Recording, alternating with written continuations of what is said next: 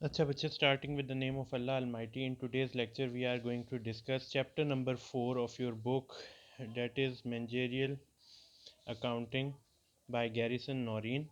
Chapter 4 is all about the comparison of system job order costing and process costing. As long as the job order costing is concerned, we have to consider that there will be a specified job for every activity. यानी जब भी हम कोई ऐसा ऐसा काम करेंगे जो कि पिछली एक्टिविटी से डिफरेंट होगा, so it means you have performed another job that was not done before.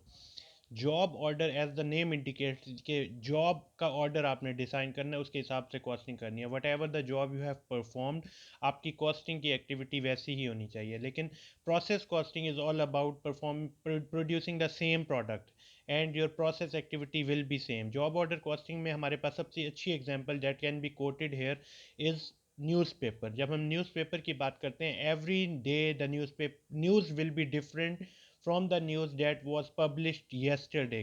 कल जो न्यूज़ पब्लिश हुई थी, आज जो न्यूज़ पब्लिश हुई है, वो दोनों डिफरेंट है। यानी जॉब की या जो आपकी जो चीज़ें आपने क्रिएट की हैं या प्रोडक्ट आपने बनाई है, that was new in its nature. Job different थी, कभी कोई चीज़ कभी कोई आपने इंफॉर्मेशन शेयर की, कभी कोई इंफॉर्मेशन शेयर की, but as long as the process costing is concern you have to produce the same thing. For example, the best example is the manufacturing of the biscuits. आपने same biscuit बना रहे हैं, वो एक ही style है, एक ही design है, कम से कम 1 महीने, 2 महीने, 3 महीने, 4 साल, 5 साल तक एक ही product.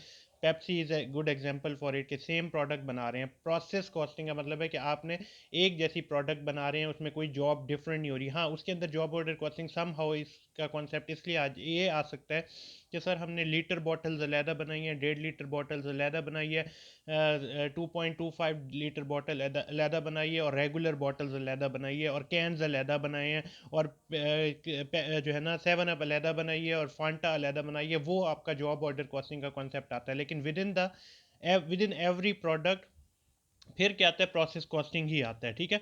Similarities and differences of job order costing and process costing is the very first topic of this chapter, it is very much important. I am repeating this thing that job order similarities and differences of job order and process costing is very much important. Fine, both systems have same basic purpose. यानी दोनों का ये similarity बता रहे हैं कि basic purpose क्या है, कॉस्ट को फाइंड करना कि क्या कॉस्ट लगी है। टू असाइन मटेरियल, क्या मटेरियल लगा है। ठीक है, यहाँ हम प्रोसेस करते हैं, वहाँ पे भी मटेरियल इस्तेमाल होते हैं, और जॉब ऑर्डर कॉस्टिंग में भी मटेरियल इस्तेमाल होता है। यानी अगर एग्जांपल मैंने आपको न्यूज़पेपर की दी है, तो इंक तो यूज़ हो ही रही है। इंक पे आप ये नहीं कहेंगे कि सर इसमें इंक ही यूज़ नहीं हुई, इंक यूज़ हो रही है। आप कहीं पे इंक से डिनाई नहीं कर सकते। लेबर यूज़ हो रही है, मैन्युफैक्चरिंग ओवरहेड यूज़ हो रही है, cost to produce to products and provide a mechanism for computing unit product cost. आपने चाहे जॉब ऑर्डर कॉस्टिंग की है, चाहे अपने प्रोसेस कॉस्टिंग की, आप ये तीनों चीज़ें material, labour and manufacturing overhead को सम अप करेंगे, and you have to divide over the number of units that you have produced. तो आपको क्या मिलेगी, पर यूनिट कॉस्ट आ जाएगी। उसके लिए फिर हमने कहा ना नंबर ऑफ यूनिट्स प्रोड्यूस। फिर वहाँ पे हमने जो पिछले चैप्टर में, चैप्टर नंबर 3 में डिस्कस किया था कि सर मशीन आर्ट्स के ऊपर भी डिपेंड कर सकते हैं, लेबर आर्ट्स के ऊपर भी डिपेंड कर सकते हैं। तो इट्स अप टू यू। आपने ये नहीं कहना कि सर एक ही सिस्टम यूज़ होगा। आपने जो आपके जो है ना क्या कह सकते हैं, बेस जो है ना, एलोकेशन बेस, वो डिफरेंट हो सकती है। एलोकेशन बेस में फ़र्क आ सकता है। उस पर हमारी बात ही नहीं हो रही, हमारी डिस्कशन उस बात पे नहीं हो रही। लेकिन जहाँ तक बात है कॉस्ट निकालने का, तो ये सिमिलैरिटी है कि दोनों मेथड, चाहे वो जॉब ऑर्डर कॉस्टिंग हो, चाहे प्रोसेस कॉस्टिंग हो, उसमें हमारा मेन पर्पस क्या है, हमने प्रोडक्ट कॉस्ट निकालनी है। Both systems use the same basic manufacturing account including manufacturing overhead, raw material, working process and finish good. ये जो चीज़ है ना, manufacturing overhead, raw material, working process and finish good, ये एक्टिविटी सब में सेम है। ये आप कहीं पे भी नहीं कहेंगे कि सर इसमें जॉब ऑर्डर कॉस्टिंग में ये सिस्टम है और प्रोसेस कॉस्टिंग में ऐसा नहीं है। नहीं, हर जगह यही सिस्टम, यही 4 अकाउंट्स यूज़ हो रहे होते हैं। ठीक है। तीसरा उन्होंने सिमिलैरिटी क्या बताई है, the flow of cost through the manufacturing account is basically the same in both system. जो फ्लो है ना, पहले हमने देखना है ना, हमने रॉ मटेरियल उठाया स्टोर रूम से, फिर हमने उसे वर्किंग प्रोसेस में लेके आए हैं, फिर हमने फिनिश गुड्स पे ले गए हैं। ये जो फ्लो है ना मटेरियल को यूज़ करने का, ये चाहे प्रोसेस कॉस्टिंग हो चाहे जॉब ऑर्डर कॉस्टिंग हो, ये फ्लो सेम है। That is very much important for you to highlight और टू अंडरस्टैंड। ठीक हो गया। अब आते हैं differences between the job order costing. अब जो इनमें डिफरेंसेस क्या आ रहे हैं, जो डिफरेंसेस के लिए नेक्स्ट पेज पे 150 पेज पे आपको इन्होंने डिफरेंसेस बताए हैं। अच्छा, अब यहाँ पे पहला डिफरेंस उन्होंने क्या बताया, many different jobs are worked on during each period with each job having different production requirement. आप कहते हैं कि सर सबसे ज़्यादा बिकती हमारी रेगुलर बॉटल है, लीटर की बॉटल या 1.5 लीटर की उतनी सेल नहीं है। तो ये वही वाली बात है कि जॉब ऑर्डर कॉस्टिंग में आपने हर जॉब की अलहदा टाइमिंग होती है, अलहदा वर्क होती है और अलहदा प्रोडक्शन की रिक्वायरमेंट होती है, जबकि प्रोडक्शन कॉस्टिंग में ऐसा नहीं है। आपने एक प्रोडक्ट को कंटिन्यूस वे में बनाते जाना है। आपने जब अगर रेगुलर बॉटल्स ही बनाने हैं तो सारी रेगुलर बतानी है, उसमें फिर आपने कोई चीज़ डिफ्रेंशिएट नहीं कर सकेंगे। All units of product are identical, same product होती है, उसमें डिफरेंट नहीं आती। जॉब ऑर्डर कॉस्टिंग में क्या होता है कि आपने किस अखबार को या किस न्यूज़ को कितनी वेटेज देनी है, उसे कितनी जगह देनी है, उसमें डिफरेंसेस आ जाते हैं। लेकिन जब हम प्रोसेस कॉस्टिंग में आते हैं उसमें कोई डिफरेंसेस नहीं आते। ठीक है, cost are accumulated by individual job, हर जॉब की इंडिविजुअल कॉस्टिंग फिर बनती है। हम कहते हैं कि इन 1.5 लीटर बॉटल पे कितने पैसे खर्च हुए हैं, रेगुलर बॉटल्स पे कितने पैसे खर्च हुए हैं, 2.25 लीटर की बोतल पे कितने खर्च हुए हैं, जो है ना रेगुलर बॉटल्स पे कितने खर्च हुए हैं। Cost are accumulated by department, तमाम की तमाम कॉस्ट जो होती है डिपार्टमेंट एक्यूमुलेट करता है प्रोसेस कॉस्टिंग के अंदर, क्योंकि सेम प्रोडक्ट होती है, हम तमाम के तमाम डिपार्टमेंट की पैसों को ऐड करते हैं और नंबर ऑफ यूनिट्स पे डिवाइड कर देते हैं। उसके बाद आ जाए third difference, unit cost are cumulated by job on the job cost sheet. यहाँ पे जॉब कॉस्ट शीट पे डिपेंड करना होता है, जबकि यहाँ unit cost are computed by department. हर जॉब जितनी होगी उसकी जॉब कॉस्ट शीट से उसकी कॉस्ट निकाली जाएगी, जबकि यहाँ पे डिपार्टमेंट इटसेल्फ टोटल देख लेता है नंबर ऑफ यूनिट्स कितने बने हैं, मटीरियल लेबर मैन्युफैक्चरिंग ओवरहेड पे क्या खर्चा आया है, उसे ऐड करेंगे and you have to divide that thing over the number of units produce, तो आपको यूनिट कॉस्ट आ जाएगी। ठीक हो गया। अब इस यहाँ पे सबसे पहला जो एक्टिविटी यहाँ पे है ना, इन्होंने फ्लो ऑफ एक्टिविटी बताई है। सबसे पहली एक्टिविटी है प्रोसेसिंग। अब इन्होंने एग्जांपल आपको ना चिप्स की दी हैं कि प्रोसेस कॉस्टिंग में क्या है कि हमारी जो लेस की चिप्स है ना, अब उसमें भी आप कहेंगे कि सर जो है ना 5 रुपए वाला पैकेट अलहदा है, 10 वाला अलहदा, 30 वाला अलहदा, 50 वाला अलहदा, 100 वाला अलहदा। ठीक है, वहाँ जॉब ऑर्डर कॉस्टिंग का कॉन्सेप्ट आता है। लेकिन अगर हम सिर्फ कहें कि थी चिप्स ही वो ऐसी प्रोडक्ट है कि जैसे मैं आपको इसमें एक और एग्जांपल दे देता हूँ कि हमारी जो बबल है, कोई भी बबल वो सेम होती है। फिर वहाँ पे ये नहीं है कि सर वो उन्होंने 5 रुपए वाली बबल अब निकाली है, वो शायद अब निकाल दी होगी, लेकिन हर बबल सेम है, सेम प्रोडक्शन किए जा रहे हैं। तो यहाँ पे एक चिप्स की एग्जांपल दे रहे हैं कि तमाम के तमाम जो उनके पास थे ना potatoes, that was raw material, basic raw material potatoes. Processing department में पोटैटो की प्रिपरेशन हुई, यानी उसे काटा वगैरह गया या उसे दरख्तों से लेके आए गए। पार्शली कंप्लीटेड गुड प्रिपेयर्ड, यानी हमने उन्हें क्या किया, पोटैटोज को पहले उबाला, उनकी कटिंग प्रोसेस की वगैरह वगैरह। Partially completed goods cooked and potato chips, और फिर finish processing department. Processing cost यहाँ पे क्या लगी इस तीसरे पे, प्रोसेसिंग डिपार्टमेंट में इंस्पेक्टिंग एंड पैकिंग और फिनिश गुड बन गया, यानी रॉ मटेरियल से उसकी जो हुआ है ना वहाँ पे प्रोसेस हुआ है, ये भी प्रोसेस हुआ है, ये भी प्रोसेस हुआ है, सेम पोटैटो होते गए हैं। यानी ये नहीं हुआ कि डिफरेंट पोटैटोज हुए हैं, नहीं सेम पोटैटोज वो हुए हैं, हमारे प्रोसेस हुए हैं। और फाइनल में एंड में हमें फिनिश गुड्स मिल गई हैं। ठीक हो गया। इसके बाद है flow of material labour and overhead. Raw material यहाँ पे इन्होंने फ्लो इसका बताया है। फ्लो के ऊपर अभी हम बात करते हैं, जैसे कि हमने पहले भी इसके ऊपर बात किया कि जब आपका, ये मैं एग्जांपल आपको ये रजिस्टर पे समझा देता हूँ ताकि आपको चीज़ें जहन में रहें।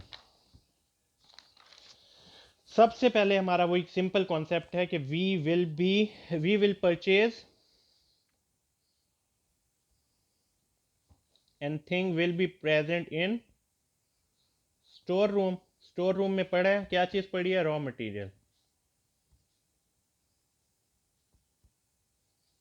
ठीक है, रॉ मटेरियल्स लिया, उसे हमने प्रोसेस किया।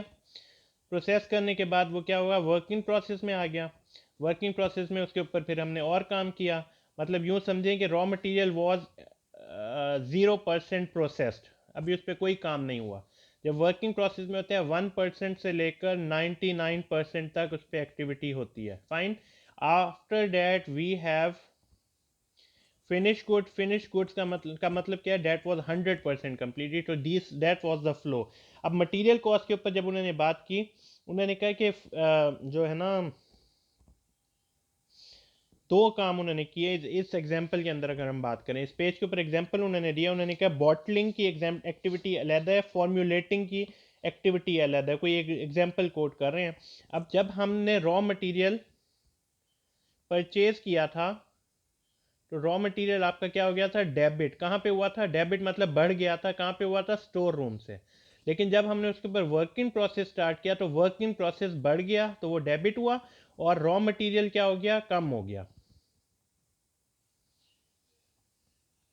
रॉ मटेरियल क्या हुआ, कम हो गया, ठीक हो गया, तो वो क्रेडिट हो गया। अब यहाँ पे इन्होंने वही एक्टिविटी की हुई है, वर्क इन प्रोसेस फॉर्मुलेटिंग बढ़ गया, डेबिट साइड पे चला गया, और रॉ मटेरियल क्रेडिट हुआ क्योंकि रॉ मटेरियल कम हो गया, वर्किंग प्रोसेस बढ़ गया। उसके साथ बॉटलिंग की एक्टिविटी में भी यही कहा हुआ है, वर्किंग प्रोसेस बढ़ गया, डेबिट हुआ, और रॉ मटेरियल क्रेडिट हुआ, ठीक हो गया। फिर लेबर कॉस्ट के ऊपर बात किया, लेबर के अंदर जब हम बात करेंगे तो वर्किंग प्रोसेस बढ़ गया, डेबिट हुआ, क्या हमने सैलरीज पे कर दी हैं, नहीं, अगर पे कर देते तो वो क्रेडिट आ जाती कैश की फॉर्म में, लेकिन नहीं की, लाइबिलिटीज बढ़ गई हैं, पेएबल। आपको पता चल गया लेबर ने काम किया, मटेरियल ऊपर हो गया, लेबर के ऊपर आ रहे हैं कि मटेरियल सॉरी लेबर ने काम किया, वर्किंग प्रोसेस बढ़ा, डेबिट, और हमारी जो है ना लाइबिलिटीज बढ़ गई, because we have to pay that amount to the labour in the future, we have to pay that amount to the labour in the future. तो वो चीज़ कहाँ पे आ गई, क्रेडिट साइड पे आ गई, ठीक हो गया। ये इसके बाद हमारी बात आती है ओवरहेड की बात। अब जब ओवरहेड की बात करेंगे, वर्किंग प्रोसेस बढ़ गया, फिर डेबिट आ गया, एंड मैन्युफैक्चरिंग ओवरहेड आपका क्या हो गया, क्रेडिट हो गया। यानी जो फैक्ट्री की चीज़ें थी वो कम होने लग गई, फैक्ट्री की चीज़ें कम इन सेंस के हो गई कि फॉर एग्जांपल मैंने अब वो रॉ सॉरी ऑयल लिया है, मशीनरी को यूज, मशीनरी को ऑयल देने के लिए, तो मशीनरी का ऑयल क्या हो गया, क्रेडिट हो गया। मशीनरी का ऑयल जब मैंने इस्तेमाल कर लिया तो वो इटसेल्फ क्या है, एक मटेरियल है, लेकिन इनडायरेक्ट मटेरियल है, क्योंकि यूज़ हो रहा है प्रोडक्शन में, लेकिन फैक्ट्री पर्पस के लिए यूज़ हो रहा है। तो मटेरियल तो वो है ना, तो मटेरियल इस्तेमाल कर लिया, वर्किंग प्रोसेस में बढ़ा दिया, डेबिट, और फैक्ट्री में वो मटेरियल क्या हो गया, कम हुआ है, तो वो क्रेडिट हो गया। इसके बाद है कंप्लीटिंग द फ्लो। जब वर्किंग प्रोसेस ये बॉटलिंग से, अच्छा यहाँ पे एक और बात भी याद रखिएगा। अब यहाँ पे इन्होंने तो example bottling department and formulating department की बात की है, लेकिन it will not be like that. आपकी जो एग्जांपल्स होंगी ना, या जो न्यूमेरिकल्स आएंगे, वहाँ पे डिपार्टमेंट 1 और डिपार्टमेंट 2 की बात आ रही होगी, कि एक डिपार्टमेंट से दूसरे डिपार्टमेंट में मटेरियल ट्रांसफ़र हो रहा है। या एक और एग्जांपल जो अभी हम पीछे करके आए हैं, पोटैटो वाली, उसमें हमने कटिंग डिपार्टमेंट अलहदा है, और फ्राइंग डिपार्टमेंट अलहदा है, और पैकिंग डिपार्टमेंट अलहदा है, ठीक है। कटिंग डिपार्टमेंट अलहदा है, फ्राइंग डिपार्टमेंट अलहदा है, और पैकिंग डिपार्टमेंट अलहदा है, ठीक हो गया। अब कटिंग डिपार्टमेंट में डिपार्टमेंट नंबर 1 में कटिंग को दे देता हूँ, डिपार्टमेंट नंबर 2 में फ्राइंग को दे देता हूँ, और पैकिंग को मैं डिपार्टमेंट नंबर 3 दे देता हूँ, ठीक हो गया। अब डिपार्टमेंट नंबर 1 बढ़ गया, डिपार्टमेंट नंबर जब ये रॉ वर्किंग प्रोसेस यहाँ पे बढ़ा, ये डेबिट हुआ, लेकिन जब यही चीज़ फ्राइंग डिपार्टमेंट में गया तो वर्किंग प्रोसेस फ्राइंग बढ़ गया, and working process cutting decrease हो गया, ठीक है।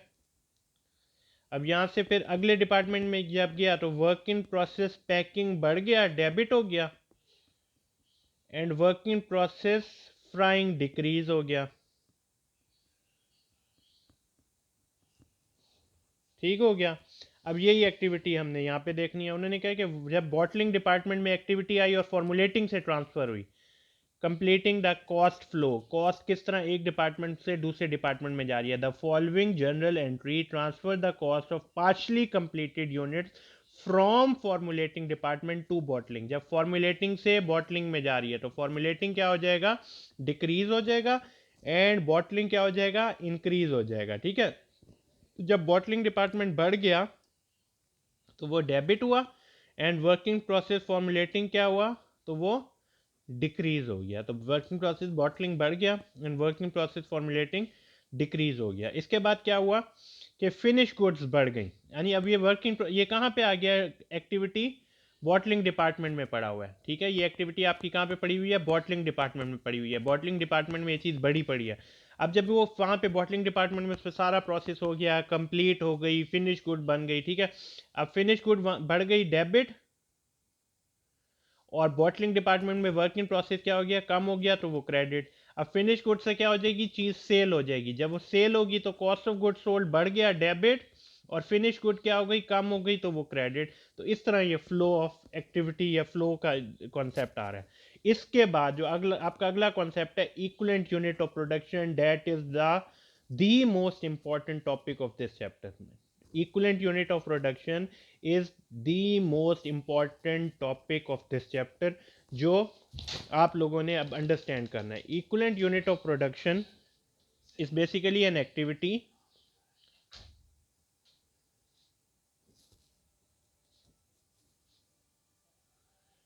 that must be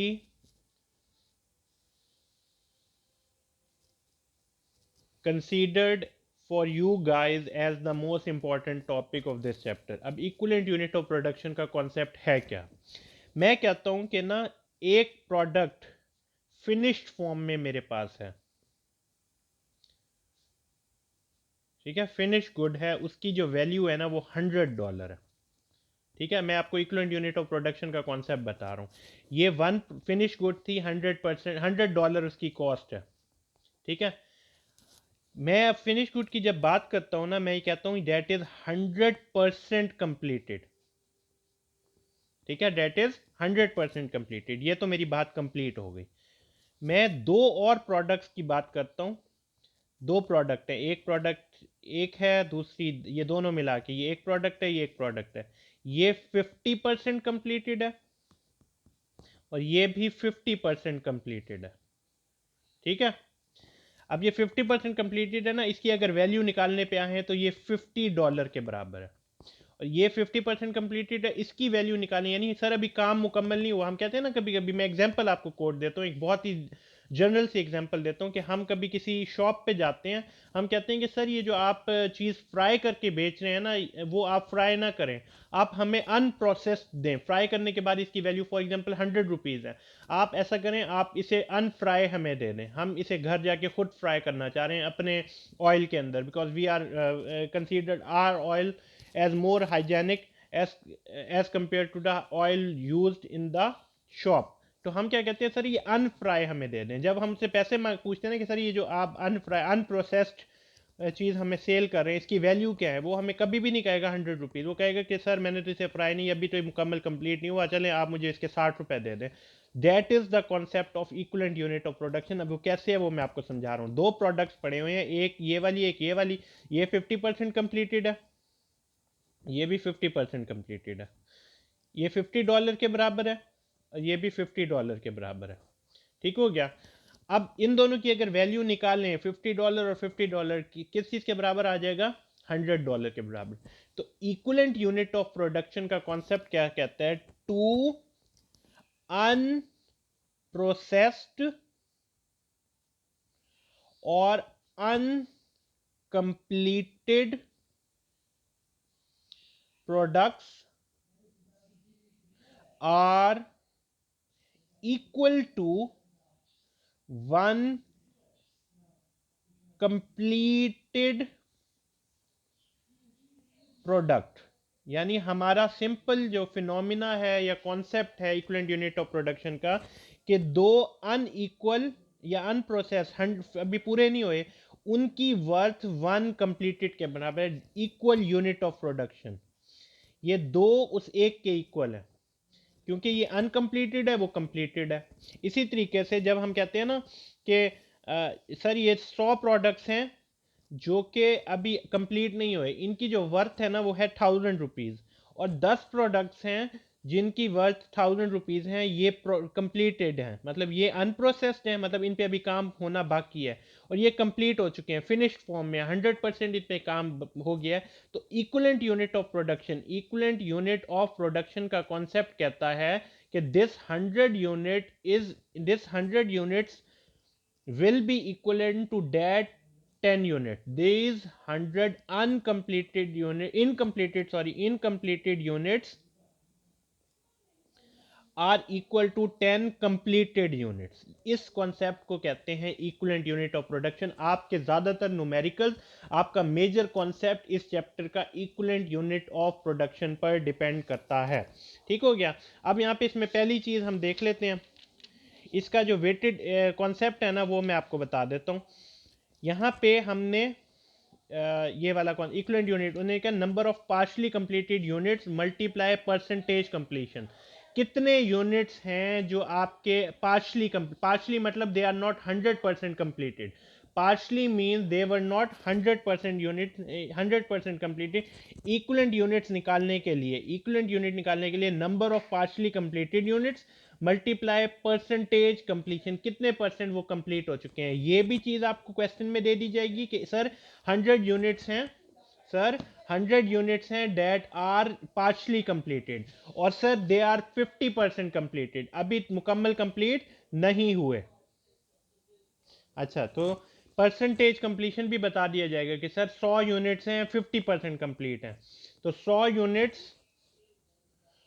यूनिट्स अगर वो बताते हैं कि पार्शली कंप्लीटेड है and they are 50% completed, it's mean they are equivalent to 100% completed units. 100 units जो कि 50% कंप्लीट हैं, इनकी worth 50 units, they are equivalent units, they are 50% equivalent unit to 100% completed units. मेरी बात को समझने की कोशिश करें कि जो 100% कंप्लीट यूनिट्स हैं ना, वो बराबर हैं 100 उन यूनिट्स के that are partially completed. Partially का मतलब क्या है, अभी मराहिल में है, पूरी ये कंप्लीट नहीं हुए, पार्शली कंप्लीटेड। एक और तरीके से आपको मैं अपनी बात समझाता हूँ। ये जो 100 यूनिट्स हैं डेट आर 100% कंप्लीटेड, लेकिन पार्शली कंप्लीटेड यूनिट्स कौन से होंगे, जो कि 1% से लेकर 99% की फेज में कहीं ना कहीं लाई कर रहे होंगे। तो ये यूनिट्स जो 100 हैं, they are equivalent to 50 unit. ये 100 यूनिट उस 50 के बराबर हैं जो कि 100% यूनिट, जो 100% कंप्लीटेड है। They 100 partially completed units are equal to 50 total completed 100% completed unit. That is the concept of equivalent unit of production. ठीक है। अब यहाँ पे average method, under the average weightage method department equivalent units are computed as follower. अब दो तरीके से हमने इक्विवेलेंट यूनिट्स को कंप्यूट करना है। एक तो है weighted average units, weighted average method. अब वेटेड एवरेज मेथड में जब ये इसका फॉर्मूला कह लें या इसका कॉन्सेप्ट कह लें, वो मैं समझा देता हूँ। इक्विवेलेंट यूनिट ऑफ प्रोडक्शन जब आपने निकालना है ना, इक्विवेलेंट यूनिट ऑफ प्रोडक्शन, जब आपने इक्विवेलेंट यूनिट्स ऑफ प्रोडक्शन निकालना है, सबसे पहले आपने क्या करना है, unit transfer to the next department और टू द फिनिश गुड्स। वो यूनिट्स जो आपने फिनिश फॉर्म में कर दिए हैं या आपने नेक्स्ट डिपार्टमेंट में करनी है, पहले आपने वो लेने हैं यूनिट्स। ये आपको क्वेश्चन के अंदर दिए होंगे, ट्रांसफर्ड टू नेक्स्ट डिपार्टमेंट और फिनिश गुड्स। ठीक है, plus equivalent units in ending work in process unit, equivalent units in ending work in process unit, equivalent units in ending work in process unit. यानी जब आपने ये, तो transfer का मतलब क्या है कि आपके डिपार्टमेंट में, अगर ये डिपार्टमेंट नंबर 1 था, उसमें इस साल ये कंप्लीट हुए और या फिनिश गुड हो गए, ये ट्रांसफर कर दिए गए अगले डिपार्टमेंट में। लेकिन जो एंडिंग यूनिट्स हैं वो अब डिपार्टमेंट नंबर 1 में ही रहेंगे, साल कंप्लीट हो गया, अभी एंडिंग में ही पड़े हैं। Equivalent units in ending work in process in vending, अभी ending work in process units में कितने हैं, तो वो इक्विवेलेंट यूनिट। ये भी आपको क्वेश्चन में दे दिया जाएगा, आपने कुछ याद नहीं करना, आपने सिर्फ इस कॉन्सेप्ट को रखना है कि इक्विवेलेंट यूनिट ऑफ प्रोडक्शन, आपने टोटल कितनी प्रोडक्शन की है उसे निकालने के लिए यूनिट ट्रांसफर्ड जमा equivalent unit of ending work in process, इन दोनों को ऐड कर लेना है, तो आपको वेटेड एवरेज मेथड मिल जाएगा। Weighted average method of equivalent unit of production. ठीक हो गया। अब यहां पे इसकी एग्जांपल आप जरा पढ़ लेते हैं। क्वेश्चन में आपको ये भी बता दिया जाएगा कि आपने वेटेड एवरेज मेथड से करना है या दूसरे मेथड से करना है। तो मोस्टली आपका जो 99% आपके क्वेश्चंस होंगे ना वो वेटेड एवरेज मेथड पे ही सॉल्व होंगे, ठीक है। अब उन्होंने कहा है कि आपने इक्विवेलेंट यूनिट बनाना है, ठीक है। अब यहाँ पे एग्जांपल इन्होंने दी हुई है,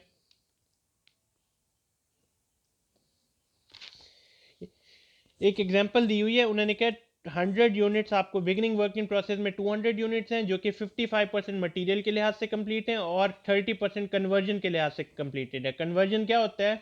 लेबर प्लस मैन्युफैक्चरिंग ओवरहेड या फैक्ट्री ओवरहेड।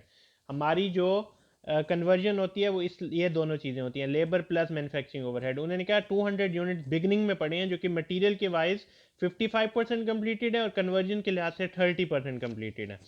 फिर यूनिट स्टार्टेड इनटू प्रोडक्शन, 200 शुरू के पड़े हुए थे, फिर हमने जो और यूनिट्स लेके आए वो कितने थे? Unit started during the activity during में कितने थे? 5000 यूनिट्स। अब उन 5000 यूनिट्स को हमने जब स्टार्ट किया तो उनमें से 4800, अब ये टोटल कितने हो गए? 5000 और 200 कितने हो गए? 5200। इन 5200 में से जो 4800 थे वो हमने कंप्लीट किए 100%, 100% और अगले डिपार्टमेंट में ट्रांसफ़र कर दिए, यानी डिपार्टमेंट नंबर 2 में ट्रांसफ़र कर दिए फॉर एग्जांपल। और बाकी 400 क्या है? एंडिंग में पड़े हुए हैं। अभी ये वाली बात आपको बिल्कुल समझ नहीं आ रही होगी तो कोई परेशानी वाली बात नहीं है, हम इसी कॉन्सेप्ट को भी साथ लेके चलेंगे। हमारे जहन में सिर्फ और सिर्फ ये चीज़ होनी चाहिए, unit transfer to the next department plus ending units, equivalent units in ending work in process inventory. बस ये चीज़ जहन में होगी तो हम इक्विवेलेंट यूनिट ऑफ प्रोडक्शन आसानी से कैलकुलेट करेंगे। अब कटिंग कन्वर्जन डिपार्टमेंट का उन्होंने अलहदा बनाया, उन्होंने कहा unit transfer to the next department. आपने 4800 यूनिट ट्रांसफर किया ना, ये वाले, ये और ये वाले एंडिंग हमारे लिए इक्विवेलेंट यूनिट ऑफ प्रोडक्शन के लिए क्या चाहिए? Unit transfer to the next department. Transfer unit कितने की हैं? 4800, जो कि मटेरियल वाइज भी कंप्लीट हैं और कन्वर्जन वाइज भी कंप्लीट हैं। ठीक हो गया। आपको ये क्वेश्चन दिया गया है, मैं आपको दोबारा ये बात आसानी से समझा दूं कि आपको ये क्वेश्चन दिया गया है जिसमें 4800 यूनिट्स हमारे ट्रांसफर में एंडिंग, ये दोनों चीज़ें आपको क्वेश्चन दे दिया जाएंगे। आपने इन दोनों को इस्तेमाल करके equivalent unit of production calculate करना है। Transferred unit as it is उठा लेने हैं 4800, यहाँ पे देखें मटेरियल वाइज 4800 और कन्वर्जन वाइज 4800, कुछ नहीं है। उसके बाद क्या है? Equivalent unit in ending work in process inventory. Equivalent unit निकालने का तरीका मैंने आपको क्या बताया? ये ऊपर वाला इक्विवेलेंट यूनिट निकालने के लिए number of partially completed unit कितने हैं? 400। कितने वाइज? मटेरियल वाइज वो कुछ कंप्लीट है, कन्वर्जन वाइज वो कुछ कंप्लीट है। परसेंटेज ऑफ कंप्लीशन भी आपको दी हुई होगी। ये मटेरियल की परसेंटेज कितनी दिया? 40%। कन्वर्जन की कितनी है? 25%। अब आपने क्या करना है? 400 को 40% से मल्टीप्लाई करना है। 160 आपका मटेरियल वाइज आ रहा है और 400 को ही आपने 25% से करना है तो 100% आपका कन्वर्जन का आ रहा है। तो 400 प्लस 160 4960 और 400 प्लस 100 4900, ये जो दोनों चीज़ें हैं ना, ये आपका क्या है? इक्विवेलेंट यूनिट ऑफ प्रोडक्शन निकल आई है कि number unit transfer to the next department plus ending, उनकी परसेंटेज इक्विवेलेंट यूनिट्स निकाल के ये और ये प्लस किया। मटेरियल वाइज ये 4960 यूनिट्स के बराबर है और कन्वर्जन वाइज ये 4900 यूनिट्स के बराबर है। That is basically the main topic और main activity equivalent unit of production निकालने का तरीका है, वेटेड एवरेज मेथड से निकालना है। अब उन्होंने इसमें से सिर्फ इसकी एग्जांपल दोबारा कोट करके बताई है, सॉरी ये कन्वर्जन की, कि जो 40 इस वाले की बात करते हैं अभी, कि कन्वर्जन के अंदर उन्होंने क्या बात की है कि 4800 जो यूनिट्स थे वो 100% कंप्लीटेड थे कन्वर्जन वाइज, तो ट्रांसफर के अंदर वो 100% कंप्लीटेड है। और एंडिंग में क्या है? वही 400 यूनिट्स जो बाकी हैं वो 25% कंप्लीट है। 400 का 25% लिया तो वो आपको कितना मिल गया? 100 यूनिट। 4800 प्लस 100 कितना बन गया? 4900। मटेरियल का 4800 एंड 160 4960। तो ये मटेरियल कन्वर्जन लाइक के वाइज आपको equivalent unit of production calculate हो गया है। ठीक हो गया। अब इसके बाद हमारा जो नेक्स्ट टॉपिक है that is cost per equivalent unit weightage average method. Per unit निकालने के लिए equivalent unit, cost per equivalent unit कैसे निकालते हैं, इंशाल्लाह we will discuss in the next video. Till then अल्लाह हाफिज।